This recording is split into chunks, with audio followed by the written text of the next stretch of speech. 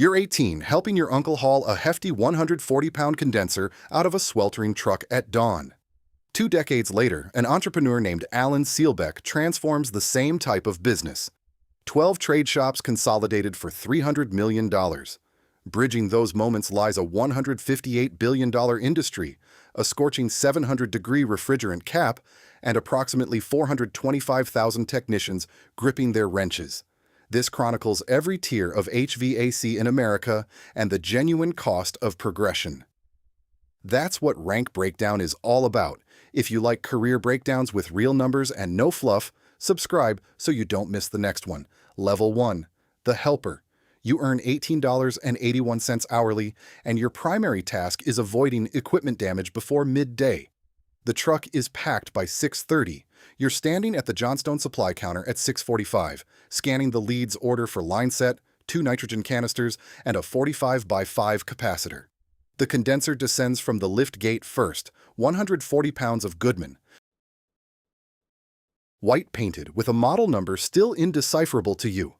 Your end crashes onto the gravel. The lead remains silent, merely casting a pointed glance. The attic swelters at 130 degrees by 9 a.m. You pass up flex duct, hand down a foil-wrapped boot, and drench your second shirt in sweat.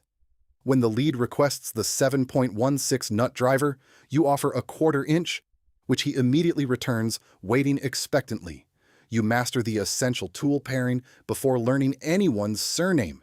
Around noon, you inadvertently step through a truss into the kitchen ceiling below. The homeowner stands directly underneath. You stop tracking time.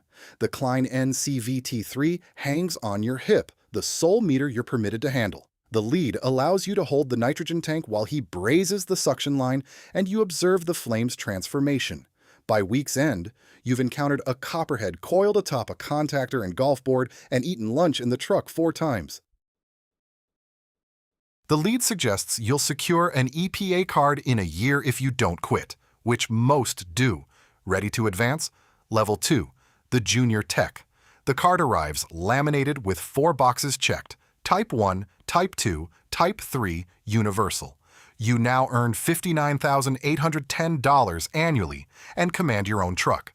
The vehicle carries $3,000 in inventory, capacitors, contactors, fuses, a torch kit, and 1 spare blower motor for which you bear complete responsibility. The first solo no-cool call arrives at 11 a.m. in July. The dispatcher repeats the address twice. You arrive at a single-story Tampa home, greeted by the homeowner in the driveway with the air handler already removed. You inspect the disconnect. You examine the contactor, pitted yet functional. Pulling the panel reveals a 45x5 dual-run capacitor swollen like a frozen soda can. The Fieldpieces man 460 connects to the service ports. Suction 118 psi, superheat 10, liquid 415, subcool 12. The readings indicate a functioning system. The capacitor is the sole issue. You complete the flat rate ticket, $287, 10 minutes of work, a part costing $8 at Johnstone. The customer signs. The system cools within 90 seconds. You handle 6 more calls that day. On the 4th, the EVAP coil blows snow white, as the lead used to describe, and you guide the homeowner through the refrigerant's demise preceding airflow failure. The journeyman from Level 1 trains you on recovery that autumn. You position the Appion G5 twin on the truck floor, pull the vapor, and weigh the cylinder before and after. You start parking discreetly to avoid the truck's billboard-like appearance. By December, you've recovered 40 pounds of R22 from a system older than yourself. The reclaimer pays $60 per pound, a check the owner receives. Level 3 marks your transition beyond parts replacement. Level 3, the Senior Tech. You earn $77,200 and sport a Nate patch. Embroidered oval heat pump service adorning your left sleeve. The truck has expanded. A Vito Pro Pack sits behind the driver's seat. The Turbotorch X4B rests in a milk crate, and the Testo 320 combustion analyzer resides in a hard case beneath the passenger floor. You tackle calls that junior techs cannot resolve. The defining job, a complete system change-out on a 2,400 square foot ranch in Ocala. You conduct a manual J and prepare the night prior. Total cooling, 31,450 BTU per hour. The existing 5-ton system is oversized by a full ton. You contact the homeowner, explaining her 15-year short cycling and why the upstairs never feels comfortable. She listens intently. Installation day involves sweating the line set in 95-degree heat, flowing nitrogen at 2 standard cubic feet per hour, while brazing to prevent oxide scale from destroying compressors prematurely. You perform a triple evacuation. The Fieldpiece's VG3 reads 486 microns, holds steady, and you charge by the gram. The Testo monitors the furnace flue, oxygen 8.4, carbon monoxide 23, efficiency 84.2. The journeyman, now your equal, signs the commissioning sheet without glancing up. Then the 4 p.m. call arrives. Compressor acid burnout strikes again. Another technician's installation from last summer has left its mark. When you slice into the suction line, black oil with a putrid odor oozes out, lingering in your nostrils for 2 days straight. The entire system demands complete replacement. The dryer specification overshoots by 2 stages. The flush consumes 6 grueling hours. You don't return home until 11 p.m. Your mother's calls go unanswered. The owner processes the warranty claim through the distributor, informing you on Monday that the original installation was billed at flat rate, and this callback devours the entire profit margin. You learn the true cost of a callback. You also discover that the original system's salesperson continues selling while customers keep calling you. The owner proposes making you a foreman. You inquire about the compensation. His response? More, but not enough. Level 4 begins the night you crunch the numbers on his truck. Level 4, the owner-operator. You resign on a Tuesday. By Friday, a vinyl shop has emblazoned your full name across a used Transit's door, complete with heating and air license number. You finance the truck at 9% and charge $6,000 of inventory to a credit card. Annual take-home fluctuates between $50,000 and $120,000. First-year net earnings, $38,000. The phone rings at 7 a.m. and 9 p.m. You secure your own permits. Every install features a green mechanical card stapled to the disconnect, bearing your signature. Bookkeeping happens at the kitchen table after the children sleep. You learn mechanical liens the hard way when a Lakeland general contractor sits on an $11,000 invoice for 90 days, then goes silent. You file the lien independently and get paid within 14 days. The journeyman from Level 1 calls in October, recently laid off, asking if you have a truck. Not yet.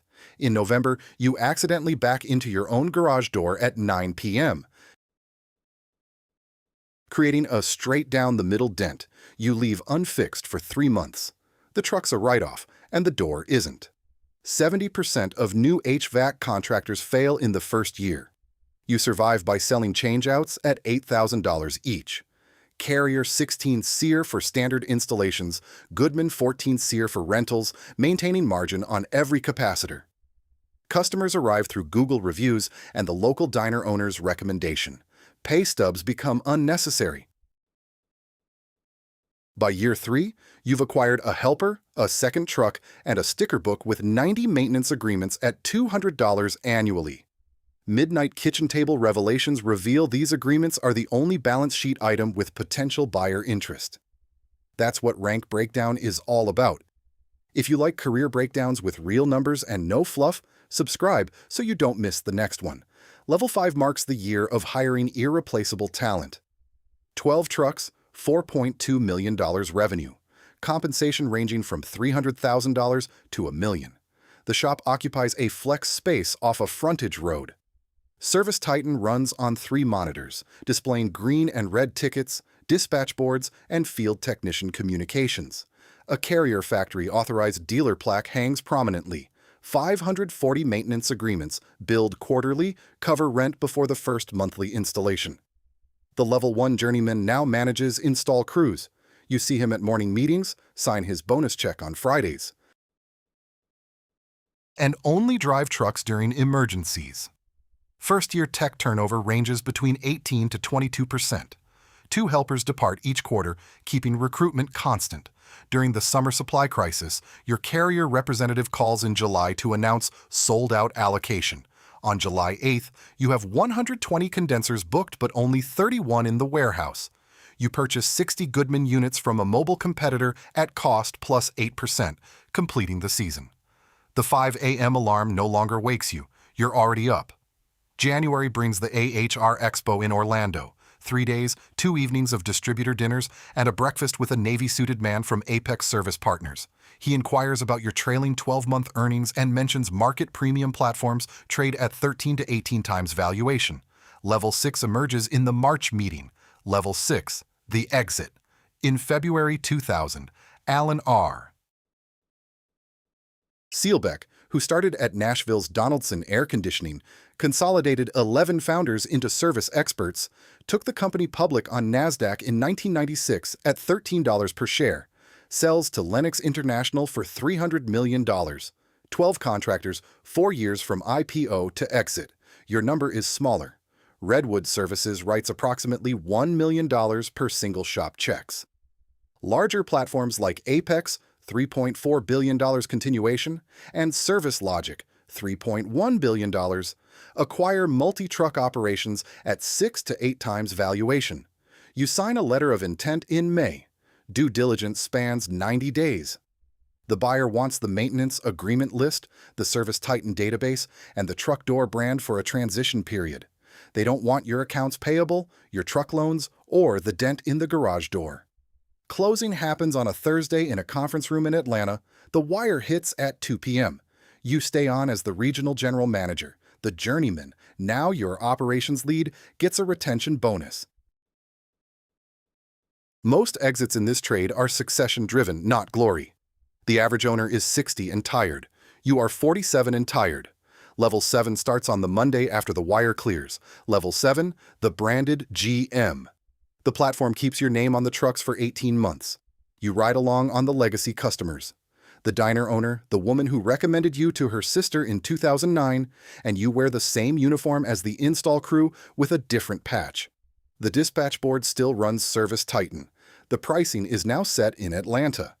Earnout is paid in 2 tranches, year 1 and year 2, against earnings targets you helped write. You hit year 1.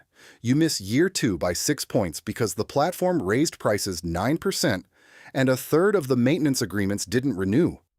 The branded vinyl gets scraped off the trucks in the spring. The new wrap is gray with a logo no customer in your market recognizes. The journeyman takes a job with a competitor across town. You don't blame him. You sign your last time card as a regional GM 31 months after the wire. The non-compete runs 3 more years. You drive home in a leased SUV and put a Klein NCVT3 on the passenger seat because some habits don't leave. The truck door stencil is in your garage. You scraped it off yourself the week before the new wrap went on with a heat gun and a plastic putty knife. The same heat gun you used at 22 to shrink wire splices in attics. Your last name, the license number, the year you started, all of it on a single curling sheet of vinyl, leaning against the wall behind a 140-pound condenser you keep for parts. You're 49. Your operations lead works for a company you can't name for 2 more years. The platform that bought you was bought last quarter by a larger platform. The one that bought Sielbeck 36,000 condensers ago has been carved up and sold 3 times since.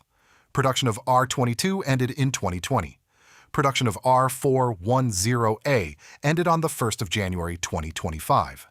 The refrigerant you'll spend the rest of your career recovering is the one you charged systems with for 20 years. The man who signed your acquisition was 34 and had never crawled an attic. The 5 a.m. alarm is set out of habit. You wake before it. The journeyman calls in August. His new company is hiring and he wants to know if you'd ride along on a few legacy customers off the books for old times. You say yes before he finishes the sentence.